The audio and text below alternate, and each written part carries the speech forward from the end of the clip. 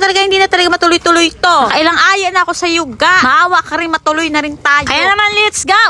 For today's mini vlog, have a blessed Sunday everyone. Unang simba nga ito ni Baby Freya ngayon. Halos hindi na nga makapag-ayos ng mukha. 2 months and 2 weeks na rin siya ngayon. And dahil nga birthday na rin ng firstborn ko nga yung panganay ko.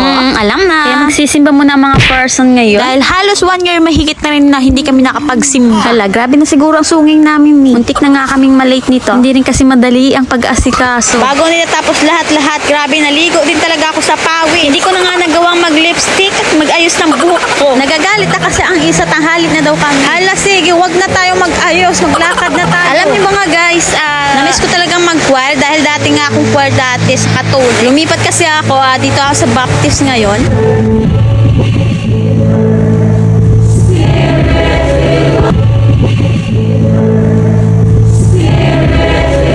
At ito na nga, inabot na nga ng antok ang Baby Freya namin, nagmaoy-maoy na, kaya pinatulog muna ng papa niya. Mabuti nga lang is medyo malakas yung hangin kaya fresco. At dito na nga kami nagpwesto sa labas dahil nga masyadong mainit ng sa loob. Dagdag pa doon at baka mag-ingay lang doon. Medyo maingay na nga kasi siya. At baka sabi ko magmaoy lang, maistorbo pa si Pastor. Buti na nga lang dala namin yung stroller ni Baby Freya. Malaking tulong talaga to sa amin. Lalo na kapag may lakad kaming malalayo. Wala naman kasing problema dahil napupag naman po siya. After noon tapos ng simba namin guys, nainitan siguro si Baby Freya. Umiiyak sa stroller niya. Kaya naman kinarga ko na lang pa uwi. Ay nako, pag may maliit ka talaga, hindi maiwasan. Grabe ka, haggard mo na agad. Kaya sa mga may maliit dyan or baby po dyan, bilihan nyo na rin ng stroller ang baby nyo. At para na rin hindi kayo mahirapan, makapagmarites kayo ng bongga. Hala, napakalaking ambag to sa buhay. Hindi na rin kami nag-tricycle nito dahil malapit na naman sa amin yung simbahan. At yun na nga, nandito na kami sa bahay. Yung kakaupo lang namin, umudo agad tong isa. Umiri-irin na. Mabuti na lang talaga is nandito na kami sa bahay. Grabe na talaga itsura ko. Grabe kalusyang.